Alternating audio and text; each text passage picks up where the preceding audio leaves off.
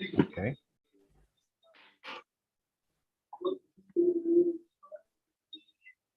I think we are live now. Hello, everyone, and thank you for joining for our weekly session. Before starting with our main course today, with our let's say topic today, I want to mention something come from Dr. Samer. It's about the new vaccine from AstraZeneca. In fact, there is an American study told that this vaccine itself, it has some bias, kind of bias appeared on the result for the efficiency of this vaccine. And really, AstraZeneca themselves also, they reduced the results from 79% to 76%. The reason that they was using old data. Now, this is one example about how the data drift can affect our results. Now, all data here, I want to, anybody, if he is able to explain, all data, is this kind of data drift, or when it will be data drift, or it's concept drift? Because it might be both. It might be one of them. I have a scenario in my mind, but I'm open to listen to anyone from you about this.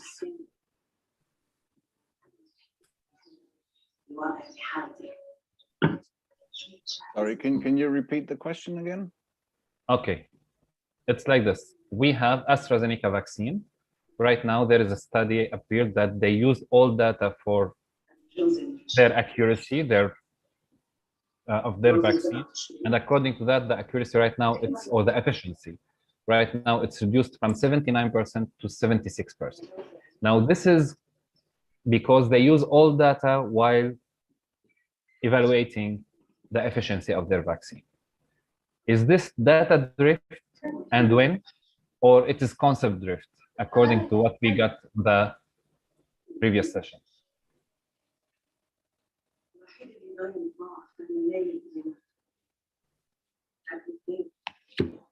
Okay. From my side, yes, Dr. Sam, please.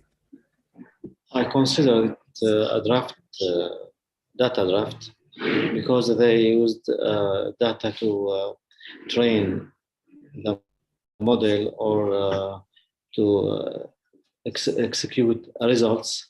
Depending on data, it must be randomized or from the persons who take this vaccine.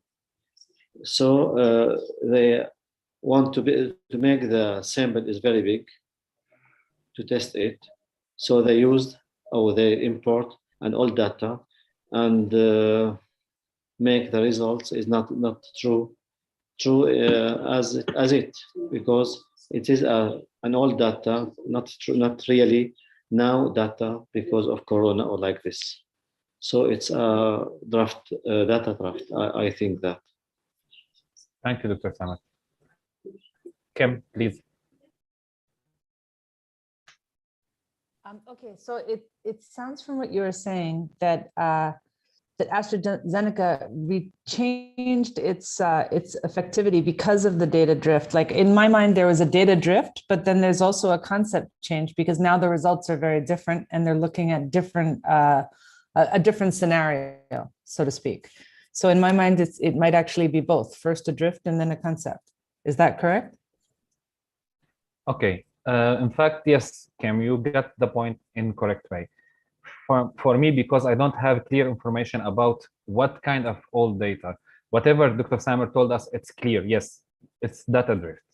Now, unless if this data was used for another experience not related to COVID, what was the meaning of old data? Maybe it's something not related to COVID. In this case, it will be concept drift. It will be something totally new appeared. Now, I don't have a clear information what kind of old data that they have, but hopefully next week we have our friend, he will join us, he will talk to us about the data balancing. He is Sadiq Mohammadi, he is from Germany, and because of his work, he can give us more detail about this. So next week we will highlight this point more. Right now, this is the point raised from Dr. Samer. I want to share it with you, and then Tom, please. Sorry for the time I deducted from your session. No worries at all. Okay, I'm going to share my screen now. Just make sure, yes. Okay. And I'm going to make it so I can still see all your faces in the same screen.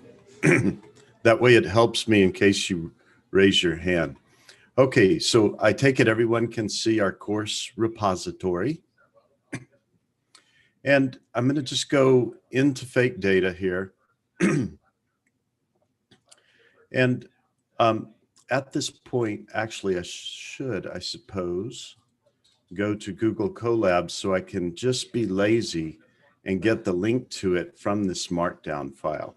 So here was the intro file, but remember, if you ever forget how to get to our shared Google Colab directory, you can go into these directions right here in the tools, install and setup, 0 Google Colab, and then go to the markdown file, and it's this first link.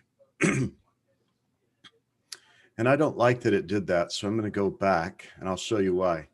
I'm going to just right click on that, open link in new tab, so we have this repo remaining open for us. Okay. Oh, and this is a very important point. This is fake data fun. I always want you to remember, fake data is fun. Let me explain why it's fun.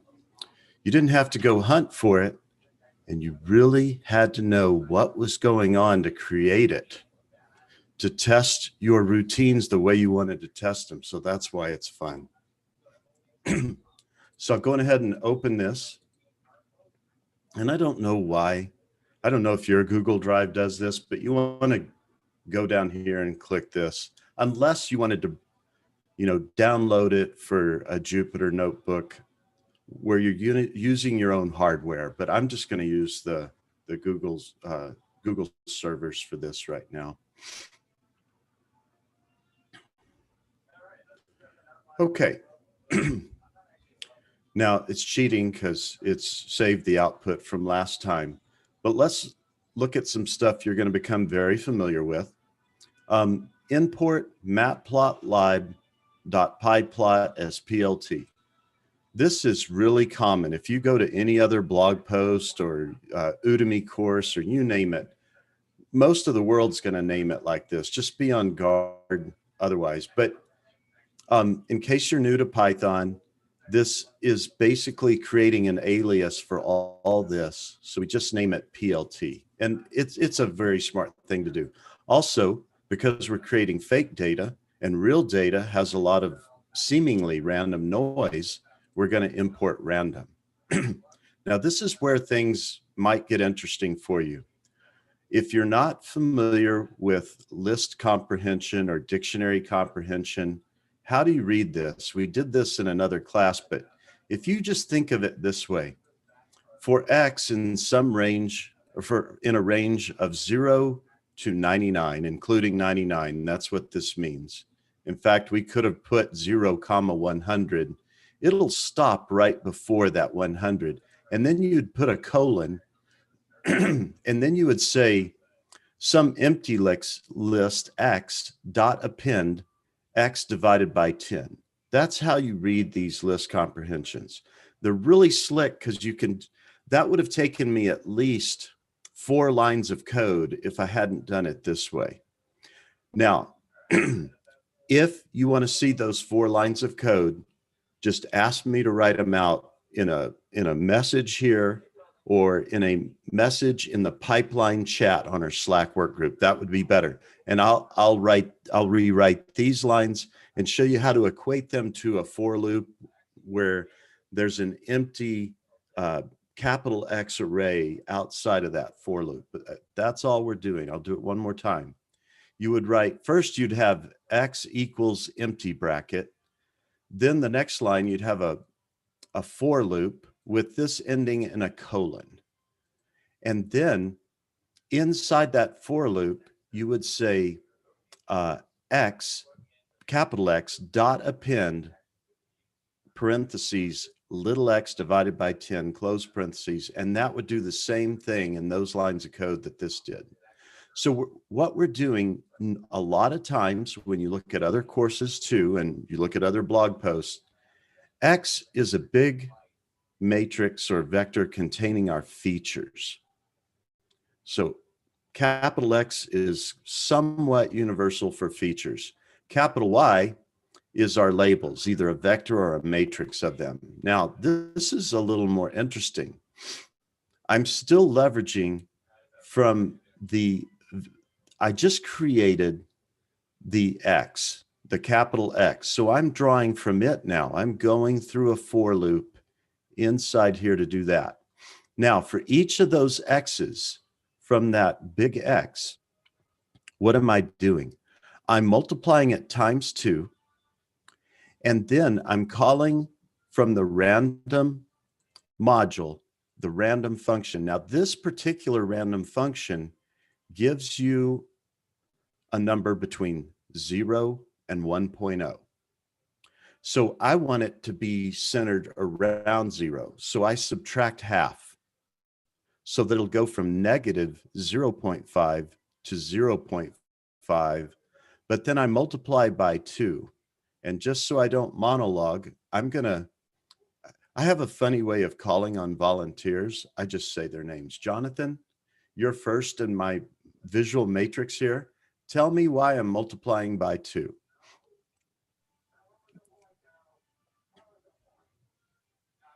Oh, you went back on mute accidentally.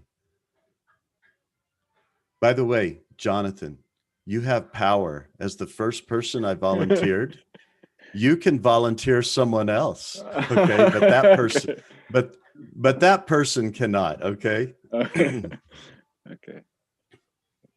Okay. Don't make it complicated. The hardest thing about our arts is sometimes we overcomplicate it in our mind. Yeah. It is a very simple thing I'm doing. So you're multiplying by 2, so you don't repeat the same number. It's an envelope.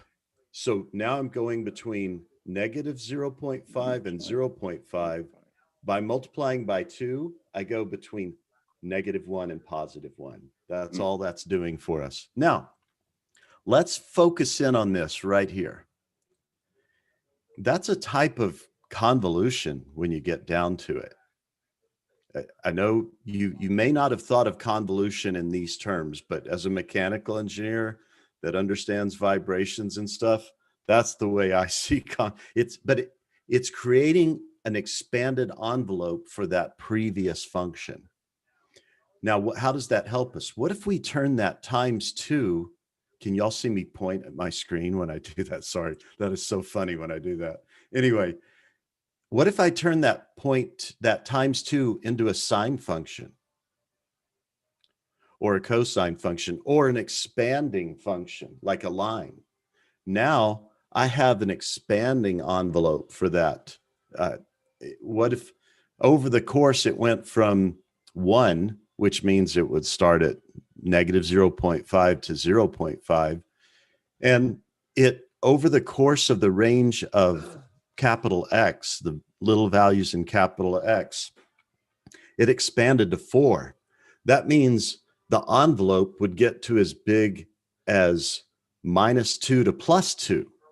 So we could put a function in here is what I'm trying to say, and create some very interesting fake data to make sure our routines are dealing with a myriad of weird things. That's what I'm getting at. So now you can see that. Let me go ahead and start loading this while I'm talking so we can play around with what I just said.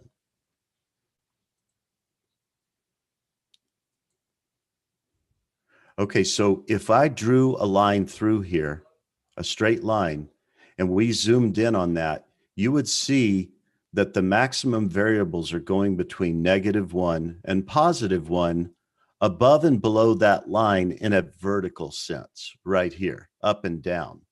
So just to show you, let's just be a little crazy here. And let's make it quite a bit bigger, noticeably bigger, just so you get a feel for what I'm saying.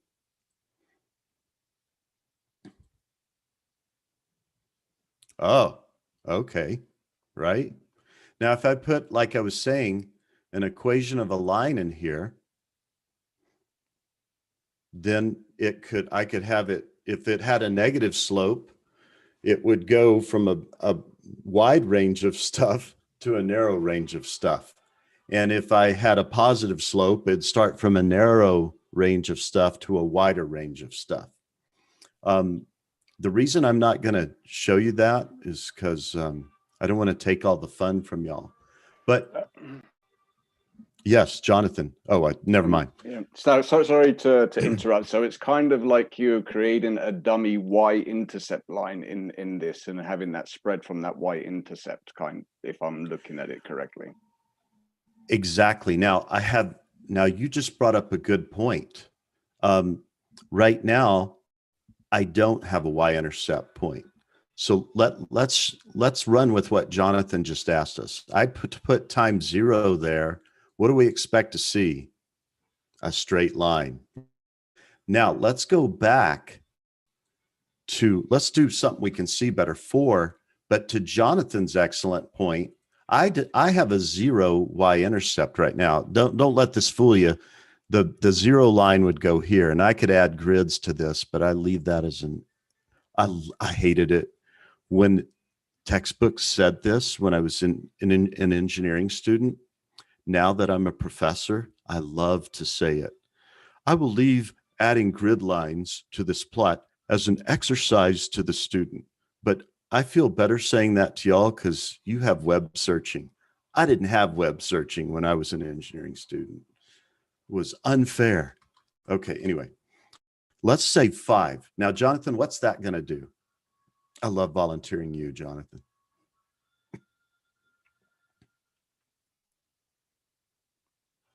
You're on mute, just so you know. I'm going to have to pass this one.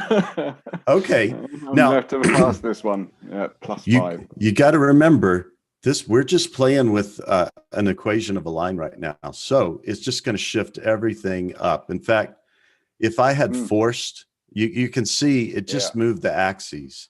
So 0 is about right here now. And making those axes stay constant, Kim, can you say it for me?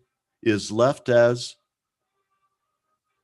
okay, an exercise to the student, but you're on mute. So what's your question, Kim?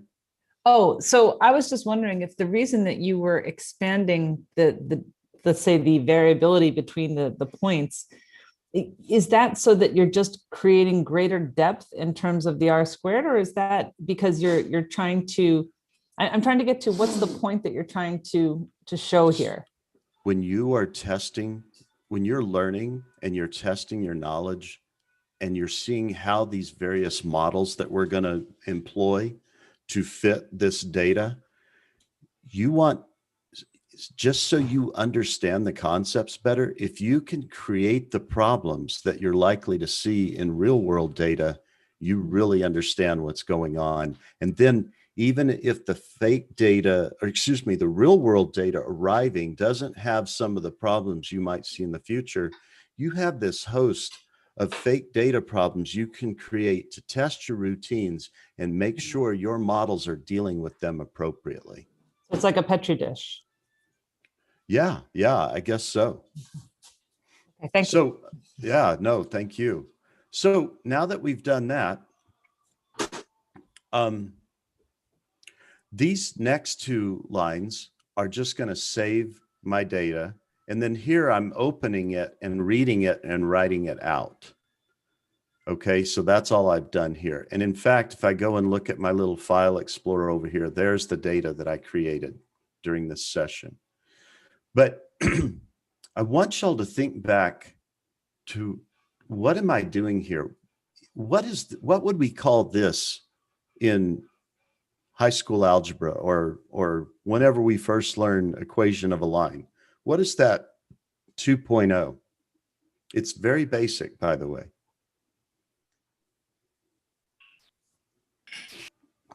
Is that the slope of the line or the coefficient? It's the slope of the line. And Giovanna, I apologize. I'm just now seeing your question. Yes, exactly, Giovanna. I am creating noise. When I say envelope, what do you mean? You're setting specific limits. Yes, I'm setting a limit to how big the noise can get. But I'm pointing out that this multiplier out here is defining how big my envelope can get. And we just have to, you either discover it or you know it ahead of time. But this 4 is a constant, obviously. I could have put a function in there that's a function of x so that it varies according to where I am in the big X array. Now, there's many more benefits to this, going about it this way. And yes, Tirth, it's bigger in terms of width, but actually it's vertical width. That's a key point. Remember, we're creating this for a variation in Y. And so sometimes we have a tendency to think, oh, it's a variation in this direction. No, it's actually a variation in this direction. So that may be a point that could be lost on you while you're being overwhelmed with this. But trust me, slope times X, and then we're actually putting noise on that Y value, and we're amplifying that noise, but then this is our Y-intercept. Okay. And, don't get fixated. You can make it anything you want. There's the -5. And now we see what that does. Of course, that my 0 is showing again, but now I'm at a -5 even. Okay. This is all well and good for labels that respond linearly to the inputs or to the features, but let's go look at another one. And y'all let me know if my background noise gets too loud. I don't think we're going to have another one that loud. Okay. Oh, it's time to get fancy. Okay, I'll load this because it's not loaded just because these are separate sessions is all I meant. Okay, so I'm really doing the same thing, but a little different. I've got a new, that now I wouldn't call this a slope.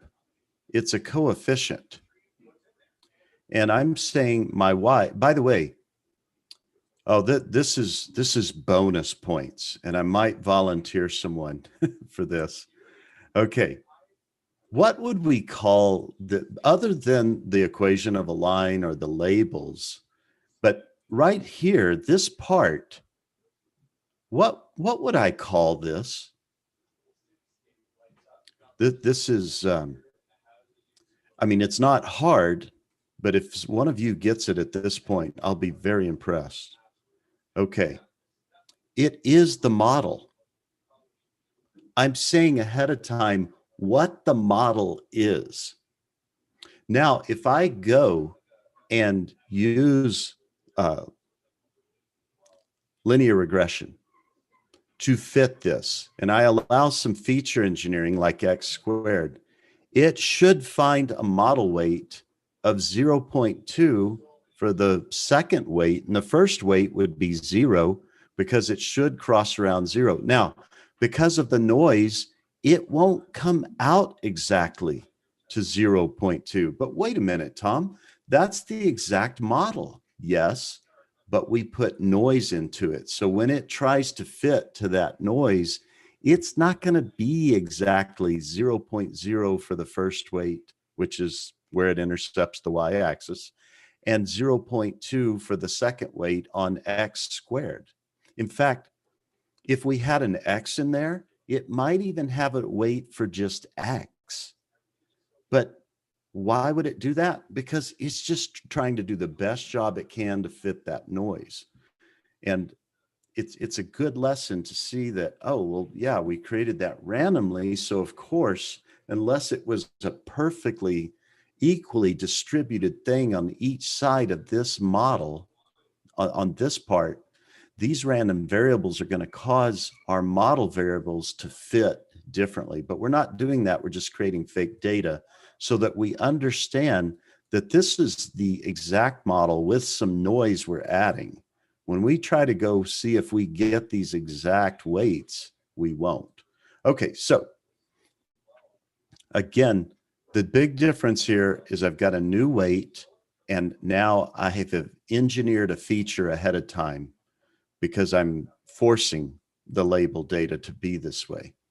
Then random dot random, I'm again splitting it to go between negative 0.5 and 0.5. And then I'm expanding that to go between -1 and +1. And so I will run this and run this. And sure enough, it did the same thing. If I want to see it, by the way, this is kind of hard to look at because now we have to remember this is how it's applying the noise up and down. So as it curves up higher, the up and down, it appears to be smaller, but it's not, because our eye wants to look at it this way. We're already fitting a line through this data. And so we have to remember, oh, that point's roughly above that point. And that point, well, we just got to the end. So let's expand this so it's a little more fun to look at as before. And I have to rerun that so it regenerates them, and boom. And again, that effect where it looks more pronounced down here, only because as it gets steeper in slope, it's just hard to see the variation as much. And then you'll find the same routines in all these files to save them to the file, reopen that same file, and print the values that we see in the graph. Okay, at this point, let me check questions. Okay, bigger in terms of width. Yeah, the width is vertical. Yep. You're giving the coordinates, right? So yes, Giovanna, the X would be all the values in this X array that we're creating show up along here. And then all the Y components for each X, because they're a function of X, Y is a function of X, they're showing up in this direction. And so they all correlate to one another. Does that help, Gio? And then are we saying ahead of time that which value of weight will give you the best feel? So Avinash, we're saying what the perfect model is once we add the noise, but then when we go find weights, we'll find that they're not exactly the weights that we dictated in our model to create the fake data. Okay, good, Gio. And Avinash, let me know if that was a good enough explanation. I'm happy to explain more. Okay, well, I know you guys are giddy with joy that this was more fun than you expected to have, but wait, there is more. Double feature linear data. Is it possible? Yes. It is a wonderful Google Colab world. Oh my. Okay, so we got some extra powerful additional imports up here, right there. Axis 3D. By the way, it does not say how intelligent you are, whether you knew about this before you saw it from me right now. So how should you respond to this? You treat this repo like permanent gold. Please don't memorize crap like this. Don't think it is an indication of your intelligence. I don't remember this stuff. I have megabytes of text files that are code that I go reference. I keep them very organized so I don't have to memorize. I can't memorize that from one year to the next. So please don't. It's just an import, and you could have found it with a little more time on a web search. That's just what I want to emphasize. But, oh, this looks a little more complicated. Don't let it fool you. I've got a list comprehension and another list comprehension inside a bigger list. What does that mean? X is now 100 by 2. That's all it means. Now I've got 2 feature vectors. Oh, Tom, that looks complicated. Nope. I'm just creating labels that are all 0. It's like, I don't care for a variable here. So just to really make a big point that I don't need a variable, I'm just creating zeros here. Now, someone who's played around a little more might say, why didn't you just use the NumPy thing? Because I'm very lazy, constructively so too. Okay, good, Avinash. Okay, so are you creating matrix as well? Yes, yeah, that's right, Kimberly. And please, I know how it is. You ask a question and the teacher tries to answer it and you're just as confused. We're a family.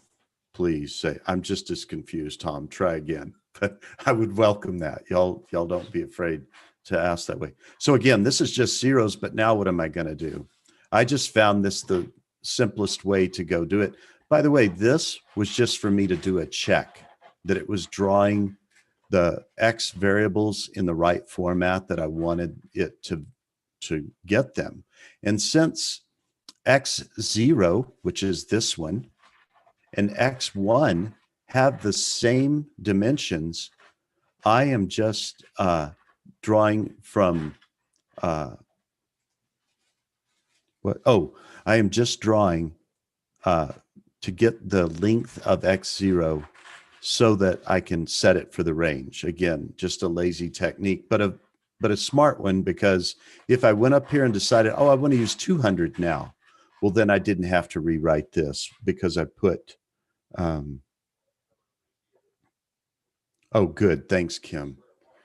So now we have a slope of, or a model weight of 2.0 and 4.0, and excuse me.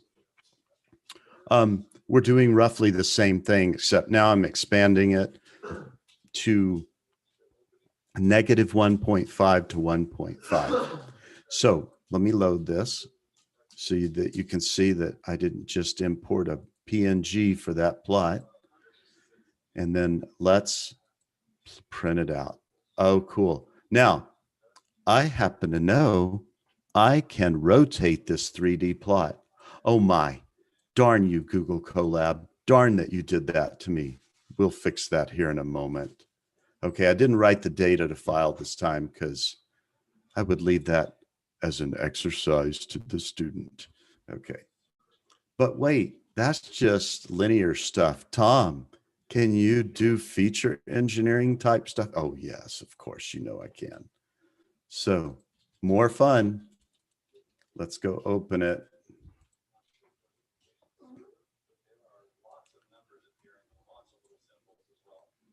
Oh my, look at where we're going down here. So how did I get that? I just used some smaller weights because squared values go up very quickly. And I'm really doing everything the same, except I've got smaller weights on my model. And I've got powers of 2. So there's the same noise that I'm generating. So let's just play with this real quick.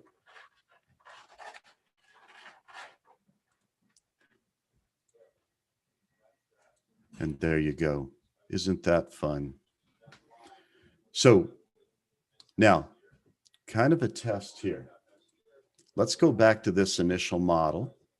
And let's say that, let's go to a +5 intercept. And let's leave this at 4. But no, actually, we'll have a 5 intercept, but now I'm going to make that 0. And I hope y'all know what's about to happen. Yep, I get a straight line. What would happen if I fit a model to this data now? Anyone want to guess? You remember how I said we're not likely going to get exactly 2.0 and we're not likely going to get exactly 5? But now if we fit a model to this line, what do you think we would get?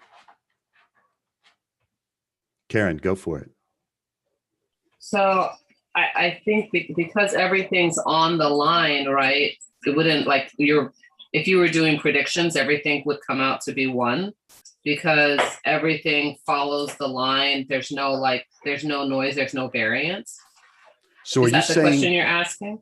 Are you saying the first weight of the model would be by the way, the first weight of the model is the y-intercept, and the second weight of the model is, the first power weight on that for that feature, excuse me for stuttering.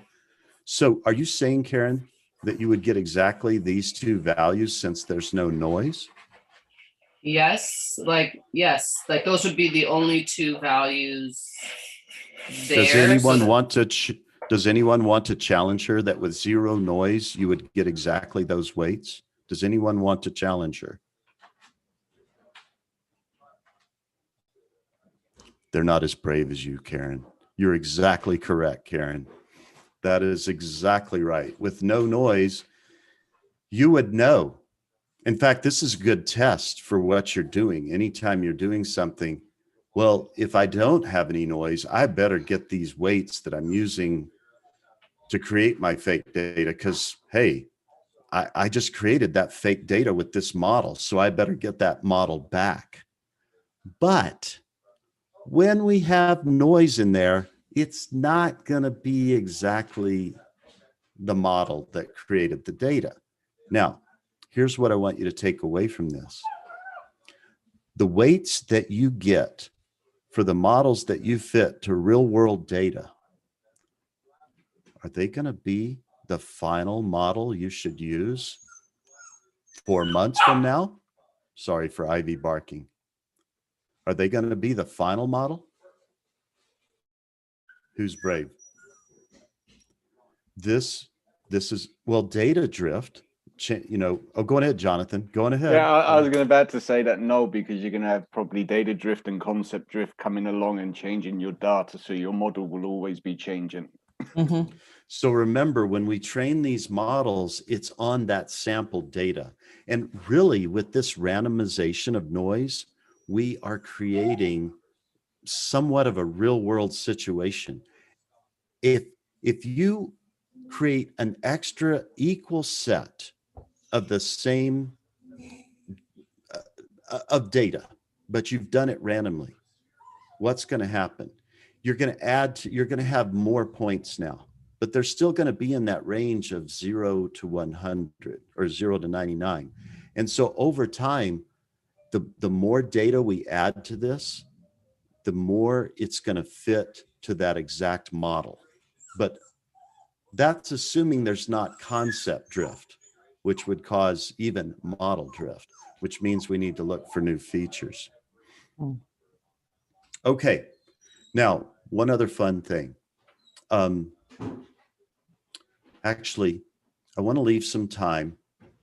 Next time I lecture, we're going to, let's see. I just don't want to. Okay, before I move on, are there any questions?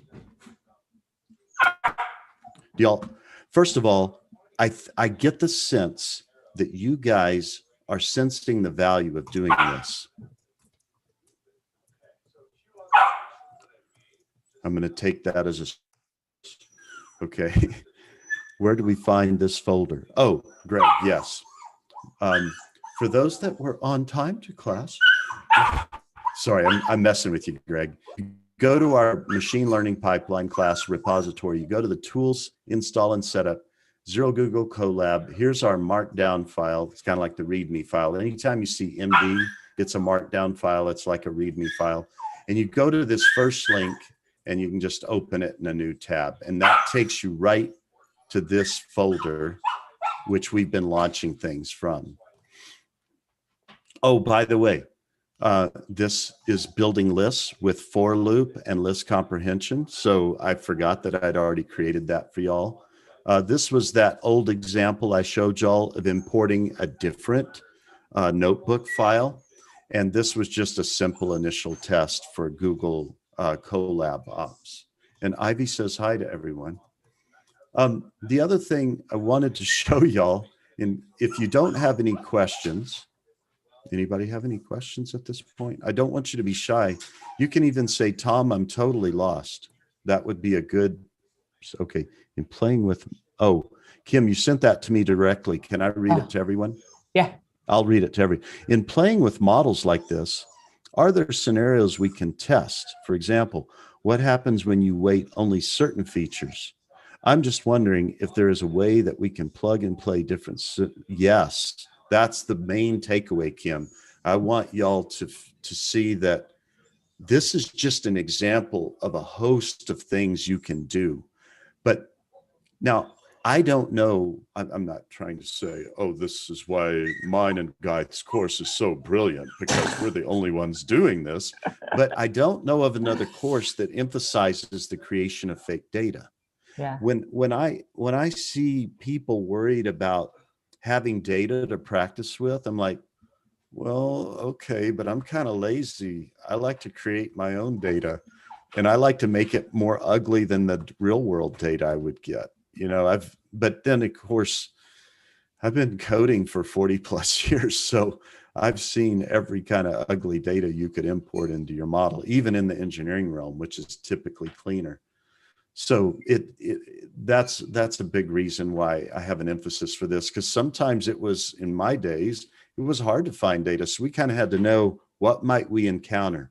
What must our learning machine be able to do to handle these different scenarios? And so it's really valuable to be able to, well, you know, oh, there's no heteroscedasticity in this. Boy, I challenge any of you to say that 10 times fast. But I'd like my model to be able to deal with it well. So maybe I should create some fake heteroscedasticity. And aha, this brings me to the assignment for next week and a review of last week's assignment with the time we have left. But I'm going to go to Guy's question first. No, Tom, continue. I will add something to the at the end. Oh, very good. So next time I teach, we'll do the same stuff very briefly, but reviewing how to do it in the VS Code IDE. So we'll actually just clone the repo from scratch. So you see me doing it real time. We'll go get these same files, but they're stored in the VS Code IDE. Good. And then thank you, Kim, for agreeing. Kim, just so you know, you're not on mute. Sorry. No worries, no worries. And but what's cool is you'll be able, when we get to this, you'll see that we can you'll see that we can rotate that when we're in the using it outside of the notebook. That's the big frustrating thing here. Now, so who can answer the question assignment I left from last week? And who can even restate the question? That'll be even harder. But I'll restate the question if y'all want me to. So the question, that one was not too difficult. But the explanation, when you take the sample means from the population and then compute the means of the sample means. Yes. So you've got some weird it's a population.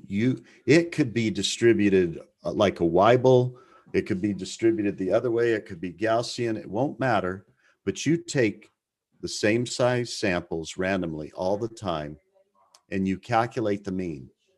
Now we're gonna store each mean for each sample. As we get many, many means, what shape distribution will the distribution of those means take on? Ivy said it in dog. You just can't understand dog. Bell shape, normal distribution. Exactly, Jonathan. And what do we call that? Gaussian. Is it? Oh, it's a theorem that it will always do that. What is the name of the theorem? The central limit theorem. Yes, and Vikram answered, and Kim, you were getting on it, but you're still direct to me, private. Yeah, the fun thing is that that is one of the most beautiful truths of statistics and probability. Now, does it really matter to what you're doing in real life? Kind of. It's good to know that that's going to happen. That's kind of what we were getting at when we were talking about this file over here. And when we do add back in the noise, let's look at it over here. With this noise, if we keep sampling and we don't have any real concept drift, we don't really have data drift.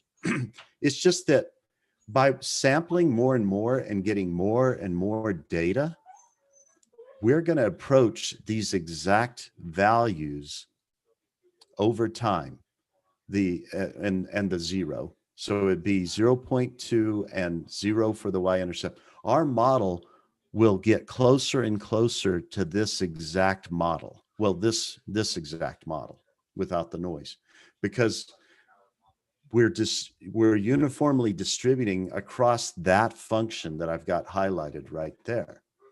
But why has that happened? Because of the central limit. Well, because of the reality of what the central limit theorem tells us. Okay. Now, the assignment for next week, and the first person to get it done correctly and send it to me in code in a private message on our Slack work group gets to present it. I want you to use something like this. Let me highlight it. And you can do it just linearly with that first file over here. You can just do it here. I want you to illustrate heteroskedasticity for the class with a notebook file just like this. And you need to explain what heteroskedasticity is and why it's a challenge, but illustrate it with a fake data sample like this. Can you say that word one more time?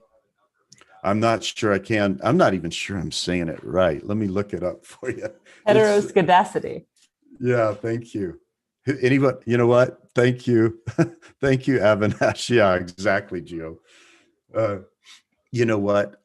It's rare that I'll just let loose on an interviewer, but if an interviewer expected me to pronounce that correctly, I would berate them for it, just so you know.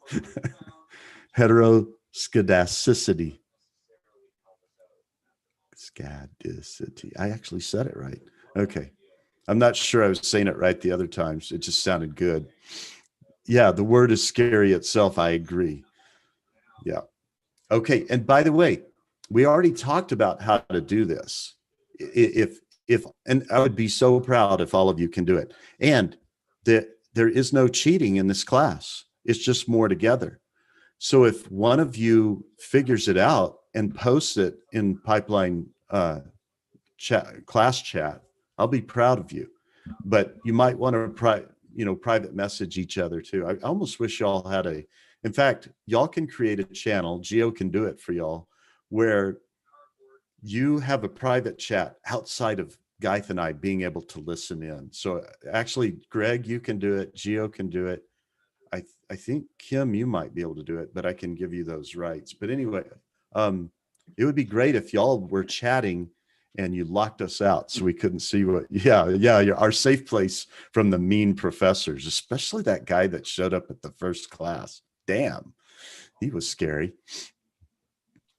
Okay. Doesn't Slack have a limit on the maximum of 9 people in a DM? Not in my experience. In our Transformer Learning group, we have well over 9. And I only made that private. I think just one of the members asked if I would please do that. But anyone that wants in it can be in it, by the way.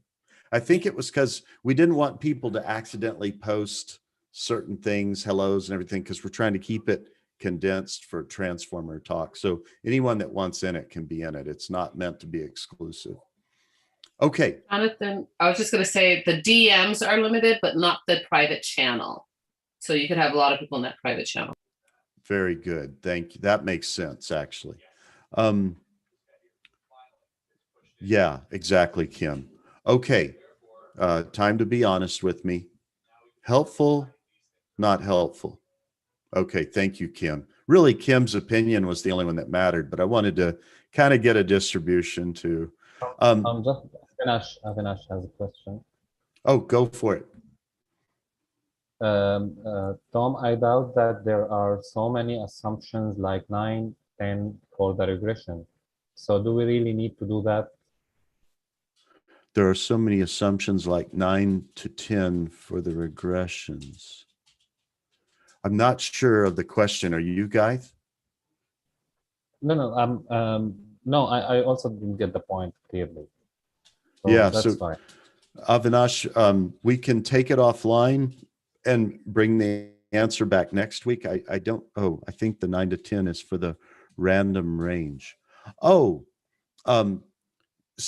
if you're talking about this, look at the screen here, random.random.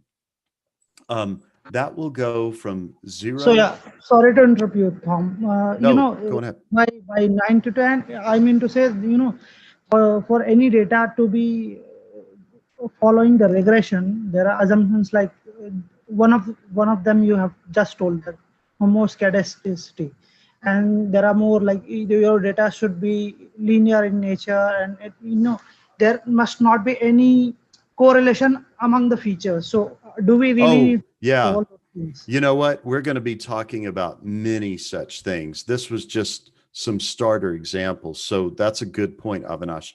We're going to go through it, and help me know if I'm not covering what you were getting at. We're going to go through many issues. Like, in fact, in that one example, I probably created a collinearity. I can almost promise, maybe not, but there can be many such issues we can create with fake data. Is that kind of covering your point, Avinash? Yeah. Okay, yeah. This was just some examples today. I want you to get comfortable with how to create fake data, because if you can create fake data with fake problems, you really understand things. It's like we're doing the reverse of machine learning. We're doing machine dictation. We're saying this is the model. Whereas when we're doing machine learning, we're learning, we're making the best mathematical estimation of what the model is based on the data we have in hand. Like I was saying, as that data gets bigger and bigger and bigger, we have, because of the central limit theorem, we're approaching what the real model likely is to be. Okay, good. And Avinash, okay, assumptions of linear regression algorithm. Let me look at that real quick before we go.